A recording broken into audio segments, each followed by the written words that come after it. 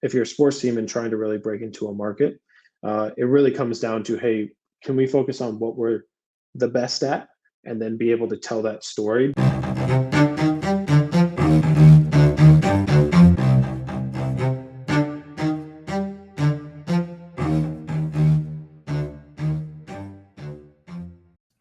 Welcome to episode 124 of The Route, presented by White Whale Marketing. The Route is a glorified sports business coffee chat that has a new guest every episode as they share their experiences and route in sports. As always, I'm Christopher Nascimento, and let's get started. As always, a couple things to cover before we get into today's guest. If you're watching us on video, you can see in this top hand corner here, it says The Route, then underneath it says at The Route Sports. That's our social media handle on all platforms. So when I say all platforms, that includes all the good traditional ones, right? Facebook, Twitter, Instagram, TikTok, etc. But that also includes LinkedIn. So if you're listening to this podcast, probably someone working in sports, wanting to get into sports, potentially even studying it, maybe check us out on LinkedIn at The Route Sports. Maybe you can start connecting with people that are maybe like-minded, right? People that engage with the posts, the guests, myself, whoever. Check us out there, as it's a great way to kind of grow. Additionally, you can find us on YouTube. It's underneath the White Whale Marketing YouTube channel. So that's White Whale MKTG. And then all of our video podcasts are there underneath the Route playlist. And then segmenting into something else as well is in regards to subscription. If you're listening to this podcast, it's great if you can subscribe, follow, like, rate 5 stars. That's all good stuff. It allows the podcast to grow a little easier. So you can subscribe to the White Whale Marketing YouTube channel. We're on Amazon, Apple, Spotify, all the good stuff. So check us out there. Damn it, I lost another bet. I always do this. Why can't I win at least one? Need an edge in sports betting? BetSamp allows you to compare the best available odds among sports books. To get an edge in sports betting, download the BetSamp app and use the code WHALE to get access to all the affiliates and pricing. The only way to get an edge in online sports betting is by having accounts with multiple sports books. Yes. BetSamp. With that covered, we can now move forward. I'd now like to welcome someone who has co-founded an app to help drive revenue through digital contests for sports teams. CEO at SQWAD and podcast host of the Inches podcast, Nick Lawson. Welcome to The Route. How's it going? It's going well, man. Happy, excited to be here and excited to be on the podcast. I was just noticing your logo. Is that a beluga whale? Yes, yeah, it is. Nice. I don't know why that didn't register before, but that's an awesome logo you guys got there. Yeah, I appreciate it. I know a lot of people sometimes they see the whale, they're like, "Hey, like, what is that?" A little more about it, but yeah, that's maybe a story for another day. But I think it looks great on the hat, and there's some other meanings behind it as well. Yeah. Perfect. So, as always, thank you for coming on the podcast. I'm really excited to get into your route. But as every episode has gone, let's kind of go through it. So, where did it begin, and how did you get to where you are now? Yeah, it's been an interesting journey, just for me in sports, and maybe a little bit less of a conventional one. My grandpa was a sports writer in Ohio, so that's kind of where I got introduced to sports. Really got indoctrined in with watching games, all of that. I ended up playing college football at a small Division III school called Willamette. Really started getting into the sports side of things. My undergrad degree was in art. So I thought, hey, I'm going to be a designer at a sports team. That's going to be kind of the goal, and create the posters. It was a little bit pre-social media marketing really getting going. So mainly just, hey, I'm going to be a designer at a team. Got an internship for a minor league sports team. Got pulled into the sponsorship side of things. Absolutely loved it. Then decided to go to business school, get my MBA. So kind of going to school, designing, but helping on the sponsorship side for a few teams in Salem, Oregon. Moved to Portland, thought, hey, I'm going to go work for the Trailblazers, the Timbers, all of these organizations. Really from my time in minor league sports, started to see, hey, in sports, we don't have a lot of digital inventory. We also don't have a lot of trackable inventory, which was, really becoming a big presence within advertising. So went and took those interviews in Portland, got beat out by University of Oregon and Oregon State grads who had worked football games as a student, had way more experience, around bigger game days than myself, and kind of transformed that into a few informational interviews with some teams around town. Luckily, the Portland Winterhawks took that informational interview with me. In that interview, I kind of pitched the idea of a mobile app or web app games that would be very easy to launch activations to engage fans, but also prove some ROI for the sponsors. And that informational interview turned into our first contract. I then convinced my co-founder to quit his job at Nike to learn how to code. So he went to a boot camp for a month to code. We also had a third co-founder who's no longer with us, but he helped on the coding side as well, and created the first product, launched it. It broke. Luckily, the Winterhawks were very gracious to us and continued to work with us. One client turned to two. And really that evolved into what we have today at SQWAD, which is we create those in-game experiences that are going to create those one-on-one connections with fans that you see in the breaks in the game, things like trivia, prediction games, scratch and wins. But on the back end of it, really is going to allow the brands that sponsor teams to be able to actually see an ROI through the leads that they've earned, the coupons that have been sent. So I kind of created a company to really get my way into the sports world, which has paid off. We work with 45 teams ranging from the Chicago Bulls all the way down to, high school sports organizations, things like that. But again, a little bit different, but big reason why I started SQWAD was just, honestly, I couldn't get a job at the major pro sports teams here. And that turned into kind of creating a product and a company.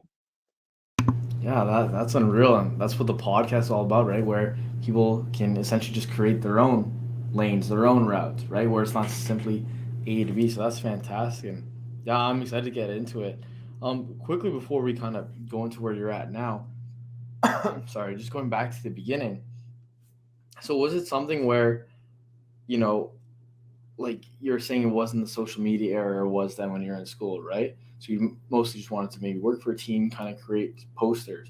So I'm assuming what you were learning in school is much different than what a designer is now doing for a team, right? So how do you then learn those skill sets, then transfer to this new age of technology or things that kind of popped up from there? Yeah, I think the interesting thing that's happened in sports is, again, back in 2012, designers for the most part were, obviously designing for the website pieces is, it's not like teams haven't had websites for a while, but a lot of that was kind of the in stadium, in game stuff. Really where it accelerated after that was just, again, with those social posts, right? You went from, hey, we might make one graphic to be able to put into an email campaign with the score, to on demand, I have to create four, every hockey period for 3 or 4 quarters for football and basketball of score updates, right? So it really accelerated that piece to the design side. But again, I think the big thing was on the brand side of things, saying, look, is that sign in my stadium that I'm paying, 5 figures, 6 figures, 7 figures for, is that actually getting me the business results that, I sort of want to see, but also that social media ads are getting me as well. So there was a big transition at that time to where we as teams, we just didn't have it, right? It wasn't easy to make at that time a scratch and win. So again, kind of the big piece to it was, how do we make it easy for teams to be able to create that customized experience? Yeah, I think, some of the biggest things comes with, you're totally right. Yeah. What they teach you in school today is not, sometimes what's being implemented in the market. I like to learn, and what I did through my MBA program, I like to learn from people who are doing it now and in the trenches now, compared to, a professor who did it for a brand 10 years ago, right? So I think that's a key thing as you're going through school. I think the great thing that school college is good for is connections, right? You can't beat it for building those relationships with people who are going to be in the industry, but you do somewhat have to supplement it with some other items as well. So whether that's watching YouTube videos, I think for somebody who's trying to get into advertising, if you've never run a Facebook ad, you should go onto YouTube and say, how to run a Facebook ad tutorial, and they're going to take you through it, right? When I was getting my business degree, we weren't taught how to run Facebook ads, right? Even though Facebook ads were a big piece of marketing mixes for brands. So I think that's the biggest piece is, foundationally school is great. It's going to get you those core foundations. If you're in business school, the business side of things, if you're in, computer science, the computer science side of things, but you definitely should be supplementing with, whatever's happening in the moment, with people who are actually, innovating, for lack of a better term, and driving things forward.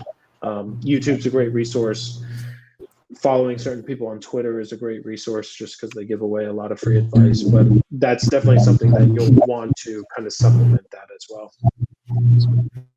Yeah, no, that's a great answer. And I guess right before we get into, or maybe kind of just get into how SQWAD and coming about, you're saying you're going for all these with these different teams and you're getting beat out, or the positions were becoming yours. Was it something you were starting getting down yourself and you're ever kind of questioning it? Hey, is this something for me? Or is it more so, hey, let me just how I can do my own lane with this field? Yeah, I think the biggest thing is when I was interviewing for these bigger teams, what I tried to do is match my experience apples to apples, right? So looking at it and saying, okay, how does my minor league experience match up with this person who has major league experience time or that they've spent? The tough thing is that's not what in hindsight, that's not what you should do, right? You should really say, hey, look, maybe our stadium only fit 5,000 people in it, but here's some very specific campaigns that we did very, very well. And I think we can bring that same experience over to your bigger team, right? So, I think as you go out into your interview process, especially in the sports world, instead of trying to look like every other candidate that's coming through and think, oh, if I don't have big team experience, that's not really going to work, right? Come in and say, look, I don't have big team experience, but very specifically, we did this trading card campaign for 4th of July where every sponsor sponsored a specific trading card and put their logo on. It generated a huge amount of revenue for our team. I'd love to bring that campaign to you all, because if it worked at a 5,000 person stadium, it can really work at a 30 or 40,000 person stadium. So, as people are going into that interview process, instead of saying, how, do I fit this mold that maybe the team is looking for, really focus on, here's the thing that's really going to help me stand out in that experience. Yeah, that makes a ton of sense, and it also sounds like rather than going to it and like, hey, this is such a great opportunity to be doing such a for my career. It's more so, hey, this is the value I'm providing to this club or to this organization, and that really sounds like you in the winner box, right? You're like, hey, these are the ideas I have, and this is how I can help you, and then blossoming to SQWAD is now, right? So maybe we can kind of go into that a bit further, because when explaining it initially, it kind of sounded like rather than hiring you, they're, hey, why don't you start a company, or here's a contract, and kind of go from there.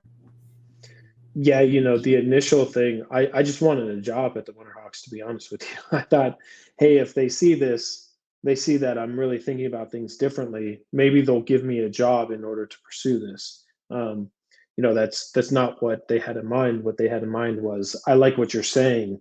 Can you build this product for us, right? So again, it's a little bit of a different way into the sports world, but my initial goal was that they would actually hire me to help build this rather than pay me a contract, right? And it worked out for the best, because obviously we built an entire company off of it. But again, it's going into that, even if it's informational, again, that wasn't an interview, that was an informational of, I just want to come in and chat with you, right? As somebody in the sports world in Portland. So that's the kind of the biggest piece there was just how can I come in with something different to bring value? And obviously your goal doesn't have to be starting another company, but it can absolutely be I want to bring something a little bit different to help me stand out in the application pool. So hopefully you hire me to help, push through an initiative like this. Yeah, but then let's say going back to that moment specifically, thought as you're saying, going into it hoping for a role and then helping to help with this project in. But then they kind of like the ball in your court, all of the stress, the responsibilities on your end. What was your thought process on that? Like this isn't what I wanted. Is it more? Let me see what I can do with this opportunity. Yeah, I never thought I mean, honestly, I never thought I'd be a business owner. And even when we got the yes with the contract, I still had thought, okay, well, we'll do this, we'll build this, and then the Winterhawks will see the value, and then I'll go back to them and say, hey, you should just hire me, right, in your marketing department. So yeah, it comes with a lot of stress. It comes with late nights, but I think the other thing it did was it allowed me to build my own journey into the sports world, right? It allowed me to build my own experiences and almost build my own job in the sports world to where maybe if I would have been hired as a sponsorship or marketing manager, I would have never touched anything digital because maybe I wouldn't have had the opportunity to because of other responsibilities that I had. So I think looking back, it was the perfect situation because I was almost able to build my own job in sports and also be able to make sure that every day I'm doing things that I really love to do, which obviously is create those experiences that are going to be beneficial. So yeah, of course, it comes with the headaches and the stress and you know the what comes with small business that always does.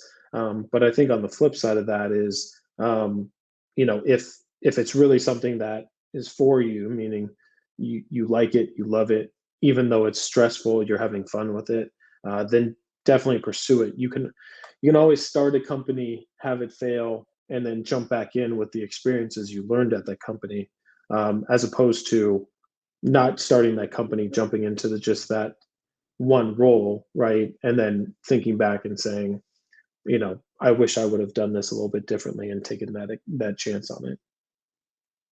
Once that opportunity finally came about, right? It was, hey, what can I now do with this? How did SQWAD then develop, right? Because you were just saying how there's 45, different teams that you're now working with. So how did you take it from this opportunity with Portland to now just, becoming a full blown, company that has so many different clients? Yeah, I think the biggest thing is in the sports world, with other industries too, but once you prove it can work with one team, right, then a lot of times you can prove it works with another team or another sponsorship category. So, honestly, while we were still working through the product with the Winterhawks, we signed our second client, which was the Seattle Storm. And then the second client turned to third client to the fourth client, right? And it's just those, that momentum, right? That case study momentum of, hey, we worked with this team, here were the results, here's how they were able to engage fans and upsell clients and sponsors. So it's just the nature of the sports business is very much like that. And also just the relationships you build, right? This industry is very much a relationship industry. It's big, but it's small, right? There's circles that people just know each other, right? So I think if you do well, if you come through with a product that's successful, and can really help teams move the needle, teams love to chat with other teams about it. So I think a lot of our success has been, referrals from other teams, and being able to kind of piggyback off of that. Hey, it worked for this team or this sponsor segment. It was very successful, and that just allowed us to really snowball and grow really quickly. Yeah, no, that makes total sense. And I guess just maybe selfishly from my standpoint, right? I'm in a situation where I'm trying to do something similar to you, where I'm kind of creating my own business within the sports world. What were the types of ways you were saying initially you weren't expecting to be a small business owner, even a business owner ever. So once you kind of had that initial contract and maybe the second one came with the Seattle Storm, what types of ways were you maybe picking up on things? Was it always just kind of trial by fire? Yeah, it's a new especially when you're starting out, right? It's like you're trying to find the thing that hits, right? And this goes with sports teams too, just maybe trying new marketing tactics as well. It's like, look, we want to find something that's going to be repeatable and something that's really going to resonate with our clients or fans, right? And then from there really segment and saying like, hey, look, we are the best way to do this very specific task, right? I think you definitely don't want to boil the ocean, right? You don't want to say, hey, we're all things for all teams, right? We do this, that, and the other. If you can really niche it down and say, hey, look, we're very good at this very specific thing. Like, again, going back to the sports world, let's say you're a sports team and you're trying to sell sponsorship packages, right? If you just say, hey, look, we are the best way to reach everybody in this city, one, you better be the best way to reach everybody in that city, right? But I think secondarily, the next question that somebody's going to say is like, okay, how? Why? Why should I spend with you? Because this brand over here or this property over here is saying the same thing. I think if you can come in and say, hey, look, we're the best way to reach hockey families. And be able to drive leads for your organization. We've built this, very specific system that works very, very well, and it's going to bring you ROI through this very specific way that we do things. That's a much better sales pitch. So again, whether you're a small business trying to get into the sports business type of things, and or if you're, trying to get into the if you're a sports team and trying to really break into a market, it really comes down to, hey, can we focus on what we're the best at and then be able to tell that story? Because then the nice thing is that very individualized story can then branch out a lot easier than if you say, hey, look, we are all things, right? Nobody ever says like, hey, I need all marketing support, right? Somebody's going to say, hey, I'm looking to reach people on the internet. Okay, great. Who are you going to hire? Somebody who's very specifically saying we're the best way to reach people on the internet, or somebody who's saying we take care of all your marketing needs. So I think niching down is really important into that and growing. If for no other reason as well as you can really focus on being really good at one thing so that the results for that one thing are 10 times better than anybody else that's out there. Yeah, that makes a lot of sense. I'm trying to write that down as well when I'm looking down. And I guess kind of building on that as well, right? As you're growing and you're kind of learning on, hey, what do I do very well? What types of ways or what types of maybe lessons were you learning, right, about running a business or about, hey, how can Squad do this better than everyone else? Yeah, I think a lot of it comes with talking with your customers, right? Really making sure that one, you're solving the right problem for them, and two, that you actually are the best product to solve that problem, right? In all honesty, if you came to me and said, "Hey, look, at Squad, I need you to help me sell merchandise."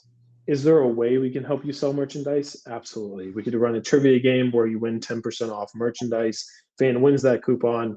We have a 79% redemption rate for in-stadium coupons. People are going to make sales, right? Is that the best thing or the most value we can bring to you? Probably not, right? So I think part of it comes with chatting with your customers, your early customers, and saying like, hey, why did you pick us? What's your biggest problem, right? What's the biggest thing you're looking to solve? And can we be, supportive in helping you solve that? But then I think, part of that also is staying a bit away from the things that are a stretch, right? And there's obviously times to test that out. If you really think there's a huge market for selling merchandise in stadium through activations, then do small tests and see what hits. But at the same time, it's like you don't want to just say, yes, that's a case study I think we can do. Let's put everything into it. So it's a little bit, of a mix of that. But I think a lot of it comes from talk to your customers, right? Are you doing what you said you would do very well, right? And what's their feedback on that? And then really deciding, is this really the most important thing that your customer is trying to solve? And if it is, great, how do I help them do that better? If it isn't, how can I help facilitate them to solve that bigger problem?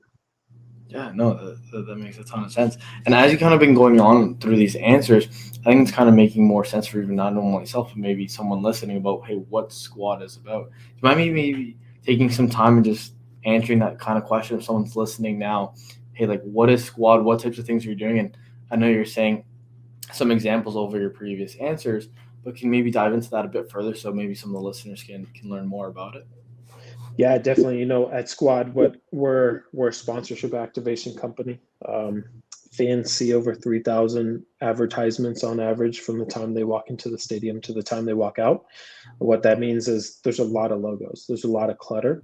So brands are paying to try and stand out in the stadium, and it's becoming harder and harder. So what we do as Squad is we create digital experiences, scoreboard trivias, prediction games, things that fans can really interact with through their mobile device. That helps teams and brands do really three things. One is create one-on-one experiences, right? That car dealership's going to be able to connect one-on-one with that fan who plays the trivia.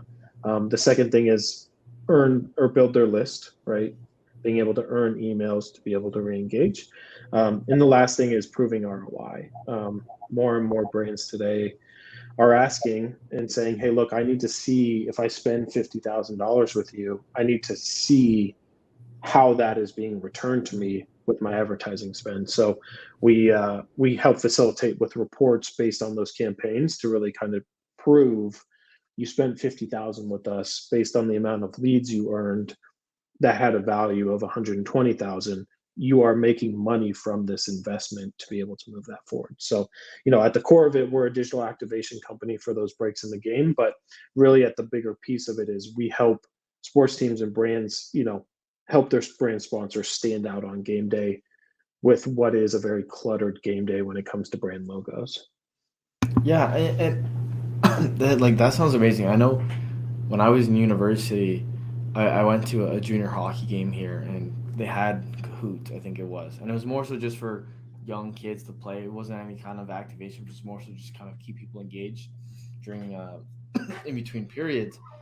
Is that something where you think with time and as technology kind of develops even further, you're gonna start seeing some, I don't know, AI related things? I remember when I was watching the keynote on Meta, I was seeing some all of these crazy different types of ways to kind of engage with consumers. Is that something that you see down the line where, hey, maybe with these different Super Bowl ads and different things like that, you're seeing this whole presentation coming right in front of you?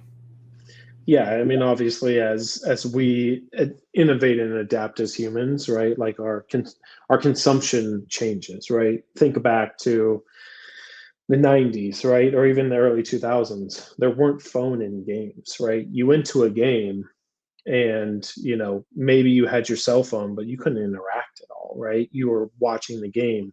The in-game presentation and brand presentation there is what was engaging with you. Fast forward to today, now we have phones, right? Where as soon as game action ends, you're pulling that phone out, right? And immediately saying, hey, look, here's how I'm gonna, if you're not capturing my attention, here's what it is, right? I think the next step of that obviously comes with, AR, VR, right? At some point, probably in the not too distant future, we're going to have AR through contact lenses, right? Somebody's going to create the ability to put AR in a contact lens. You're going to put them in, and now it's not capturing you on your phone. It's while somebody's actually watching the game, right? Can you make sure that your content is being delivered to that device, right? So I think it's constantly thinking. I think the key thing to stay ahead of it is hard to predict what's going to happen next, but the key thing is really being, head to the ground and listening. How are consumption habits changing, right? Like, even today with all of the streaming options, I can watch an NFL game at home and almost have no incentive to go to the game, right? And pay high prices for a ticket. Obviously, that experience is amazing, right? If your team wins, but what happens if you're sitting nosebleeds and your team's getting blown out? You can't really see the court, right, or the field.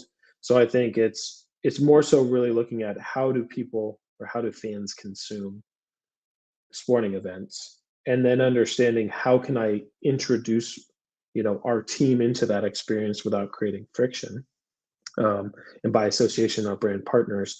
And then the last thing is, once I've authentically introduced ourselves, how can I monetize that? Right, is the kind of last piece to it. So I think those are the three pieces that really come together on that end. Is you can try and predict what's going to happen next, but usually consumers will tell you what's going to happen next, just by where they're consuming. And then once you understand that, you can start building upon that as you get going. Yeah, that's just kind of very exciting, like where the world's heading in all those different areas and how it's just going to continue to improve the different experiences that we're, whether going to sport or even watching from home, right? It's such a unique experience wherever you're going now. And I guess kind of building on that as well, one of the things that I kind of noticed, and it's slightly off topic, is when you're discussing it earlier, right? You're talking about how you went to school for design, right? That was your initial idea. And when I first kind of came about your profile, your podcast, and even your company logo, what stuck out to me was the ability to design and kind of stand out in that standpoint. And as you kind of shared your experiences, I was curious if that was you who kind of did the design for not only the logo, but also maybe the podcast and other elements like that.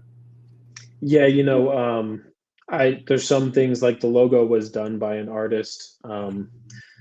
I can sketch out. Unfortunately, from an art perspective, it's almost like throwing a football, right? If you haven't thrown a football or shot a basketball in 3 or 4 years, your first shot is going to be pretty tough, right? So just to save time, we've kind of outsourced to people who are actually, doing that design piece. But no, I think people absolutely do judge books by their covers, right? As much as we say don't judge a book by its cover, we're humans. We see logos, we see images, all of that. So it's been a very big piece of our brand is, we want to make sure we present ourselves very professionally, that we present ourselves very on brand, so that you don't discount the work that we do purely because maybe our logo doesn't, look as good or professional. So that is the art side. That's a thing that I definitely use a lot today, which is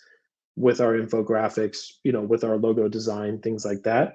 That training that I did get definitely has transferred over not only into the marketing side of things, but also our product to make sure, hey, this looks really good. And if it looks really good, the fans can be more likely to actually to play the activation type of thing.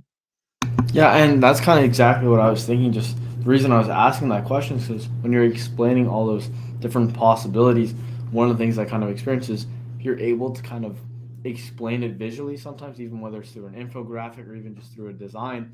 It's much more easier to, when you're selling to a potential client of, hey, this is what we're thinking rather than just writing it out, right? Because I think a lot of us are now very visual people with the way the world is now. Yeah. So that's just kind of an element. And there, I do think that's a huge advantage if you're able to kind of efficiently, and yourself or communicate through design or even just, let's and different things like that. So that's awesome. And I guess before we wrap up the podcast, one of the things I kind of wanted to ask about, I ask all guests this at the very end of the podcast, is two things. So if those who listen to the podcast for an extended period of time, probably annoyed that I'm always saying I'm going to live until I'm 103. Right, I'm pretty set on that. I'm going to be on a rocking chair going back and forth, thinking about the good times. So now if Nick ends up becoming 103 as well, you're on a rocking chair thinking about all the cool things that have happened throughout your career, what's one thing that has stood out to you so far that you'll for sure remember at that age?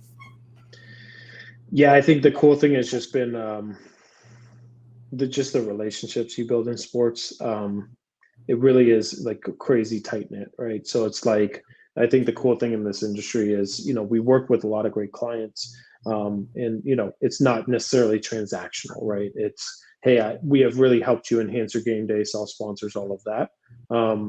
And those are the moments that I really remember, is going out to clients' game days, experiencing that activation with them, sitting down and chatting with them, but also building those relationships with those clients. That is the most fun part of my job.